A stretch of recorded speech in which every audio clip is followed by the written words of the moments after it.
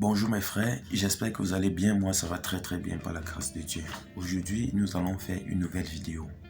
Dernièrement nous allons parler d'un chrétien charnel et des chrétiens spirituels. Avant toute chose, il faut comprendre la notion de chrétien charnel. C'est quoi un chrétien charnel? Est-ce que la Bible parle de chrétien charnel? Donc nous allons voir toutes ces choses-là. Un chrétien authentique peut-il être charnel? Donc c'est une question qui est vraiment d'actualité de nos jours, parce que d'autres vont dire ah oui je suis chrétien, mais comment reconnaître un chrétien charnel ou bien un chrétien qui est vraiment spirituel, en fait dévoué à Christ? Pour répondre à cette question, il faut d'abord définir le terme charnel. Dans 1 Corinthiens chapitre 3 versets 1 à 3, l'apôtre Paul dit ceci: pour moi frère, ce n'est pas comme à des hommes spirituels que j'ai pu vous parler, mais comme à des hommes charnels, comme à des enfants en Christ. Je vous ai donné du lait, non de la nourriture solide, car vous ne pouvez pas supporter, et vous ne le pouvez même pas à présent, parce que vous êtes encore charnel. En effet, puisqu'il y a parmi vous de la jalousie, des disputes, n'êtes-vous pas charnel, et ne marchez-vous pas selon l'homme? Écoutez bien, dans 1 Corinthiens chapitre 3 verset 1 à 3, l'apôtre Paul dit à ses disciples que parmi eux il y a encore des disputes, il y a encore des jalousies, il y a encore des péchés parmi eux. Et il les précise bien ceci en disant: n'êtes-vous pas encore charnel? Pourquoi? Parce que quand tu as un niveau spirituel, il y a certaines choses que l'on ne voit plus en fond. Vous vous souvenez quand je vous disais dernièrement que ce n'est plus moi qui vis, c'est Christ qui vit en moi. Quand tu arrives à un niveau spirituel élevé et que Christ vit vraiment en toi, il n'y a plus de jalousie en toi, il n'y a plus d'orgueil. Il y a certaines choses que ce sont les petits chrétiens en fait qui sont encore attachés aux choses du monde, qui vivent encore ce genre de persécutions, en fait les persécutions de la chair. Mais toi tu ne vis plus ces persécutions là parce que ton esprit est déjà supérieur. Ton niveau spirituel dompte donc ce côté là très facilement. La Bible dit très clairement que personne n'est sans péché. Chaque fois que nous péchons, nous agissons charnellement. Donc, la Bible dit que chaque fois que tu pêches, tu agis charnellement. Pourquoi? Parce que la convoitise de cœur, la convoitise des yeux, tout ça, comme la Bible dit, ne vient pas, non, de l'esprit, non, cela vient du cœur. Ça vient du cœur, de notre âme. Parce que notre âme, c'est là où nous avons tous ces petits soucis de la vie, c'est-à-dire que ce soit le problème de nutrition, que ce soit les problèmes de loyer, que ce soit tout cela. Nous sommes encore attachés, c'est-à-dire à convoitise telles que l'argent, la femme, les problèmes du monde. Nous n'avons pas encore dépassé ce niveau spirituel-là. Sur ce, nous allons voir deux types de chrétiens charnels, parce que sur les chrétiens charnels, nous avons les chrétiens charnels à tendance mondaine, nous avons les chrétiens charnels à tendance religieuse. Nous avons les chrétiens charnels à tendance mondaine. Ceux-là sont qui? Il s'agit des chrétiens dans lesquels la vie du monde résonne encore fort.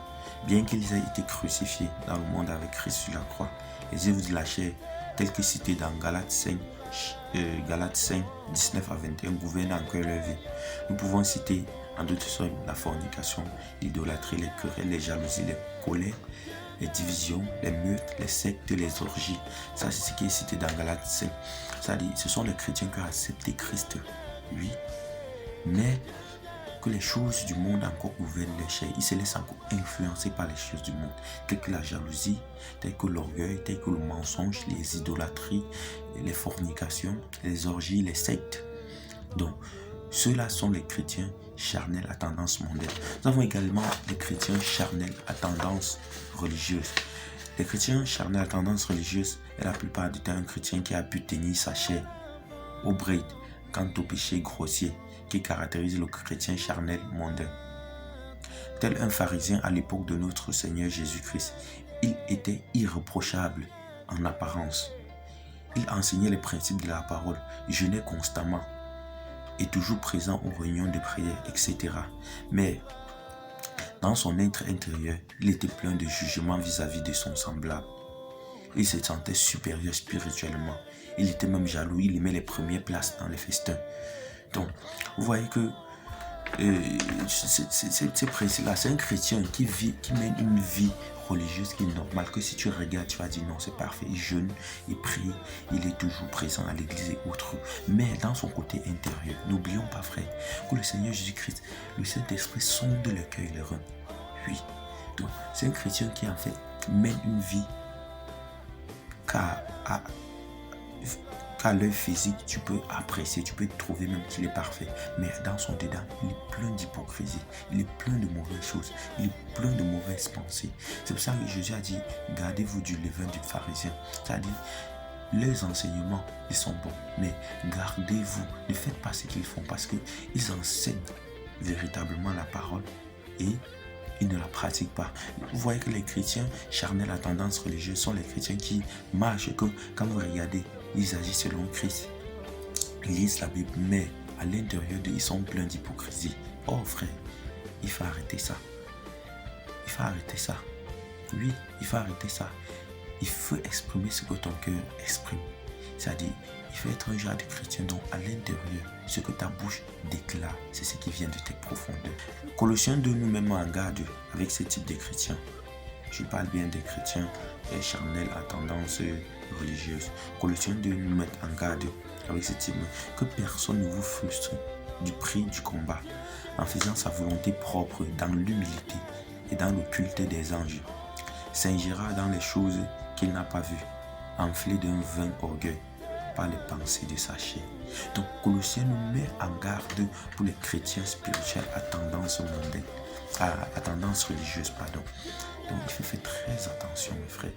Quand vous êtes face à un chrétien, même s'il marche selon Christ, même s'il marche, il fait la volonté du Seigneur, que personne ne vous séduise. Parce que vous ne connaissez pas le fond de sa pensée, il y a Dieu seul qui connaît. Il faut faire très attention. Plutôt, il faut prier pour vos frères et ceux qui sont en Christ, afin que ce qu'ils reflètent, c'est ce qui est fond de leur pensée, afin que le Seigneur leur purifie par son Saint-Esprit, afin qu'ils marchent selon la volonté du Seigneur Jésus-Christ. Donc, nous avons aussi les chrétiens spirituels. Un chrétien spirituel, comme vous pouvez le constater, c'est un chrétien quand vous voyez selon ses œuvres. Parce que la foi s'exprime à travers les œuvres, à travers la charité, à travers les attentions que tu peux porter à d'autres, à travers ta manière d'agir, ta manière de parler, ta manière de conseiller, d'exaucer. La foi se voit à travers toutes ces différentes actions-là. Donc vous avez constaté aussi qu'un chrétien qui est beaucoup spirituel, c'est aussi un grand évangéliste. Pourquoi? Parce que la Bible dit dans l'Apocalypse que heureux ceux qui écoutent ce que l'Esprit dit à l'Église. Que disposez-vous afin d'écouter ce que l'Esprit dit à l'Église. L'Esprit dit quoi à l'Église? L'Église c'est qui? L'Église c'est la personne même qui est en Christ.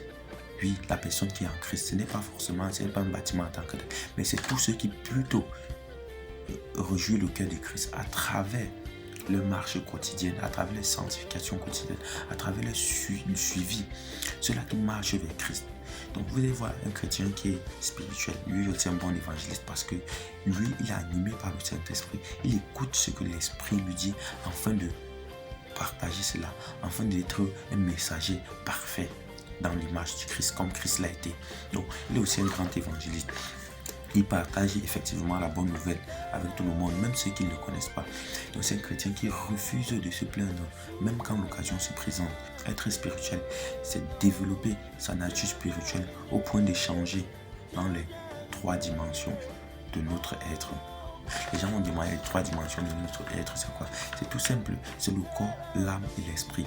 Quand tu vois un chrétien spirituel, lui, il a changé au niveau des 3 dimensions, c'est-à-dire ce qui est du corps, ce qui est de l'âme, ce qui est de l'esprit. Lui, il contrôle, il maîtrise ce qui est dans son corps, ce qu'il doit toucher, ce qu'il doit faire, ce qu'il doit voir ou ce qu'il ne doit pas voir. Il maîtrise ce qui est dans l'âme, c'est-à-dire ses pensées, les envies de la vie, les orgueils, les cécis, les mauvaises pensées. Il contrôle ça au niveau de l'esprit, afin d'être agréable devant le Seigneur Jésus-Christ. Donc vous avez constaté qu'un chrétien spirituel, c'est un chrétien qui se met franchement au service de l'Éternel. Donc, en fait, c'est ça, quand vous regardez peut-être notre marche quotidienne vers le Seigneur, elle n'est pas aussi facile, je sais. Mais quand vous regardez peut-être comment l'apôtre Paul a marché, ou bien comme beaucoup d'autres chrétiens ont marché, que ce soit Jean, que ce soit les Moïse, tous ont une position avec Christ. Et sur ce, quelle est notre position spirituelle? Ça serait donc le titre de notre prochaine vidéo. Donc, vous êtes le sel de la terre. Mais si le sel perd sa saveur, avec quoi la lui rendra-t-on? Il ne sert plus qu'à être jeté dehors et foulé aux pieds par les hommes. Vous êtes la lumière du monde. Une ville située sur une montagne ne peut être cachée, et on n'allume pas une lampe pour la mettre sous le boisseau, mais on la met sur le chandelier, et elle éclaire tous ceux qui sont dans la maison. que votre lumière luise ainsi devant les hommes, afin qu'ils voient vos bonnes œuvres et qu'ils glorifient votre Père qui est dans les cieux. Ne croyez pas que je sois venu pour abolir la loi ou les prophètes. Je suis venu non pour abolir, mais pour accomplir.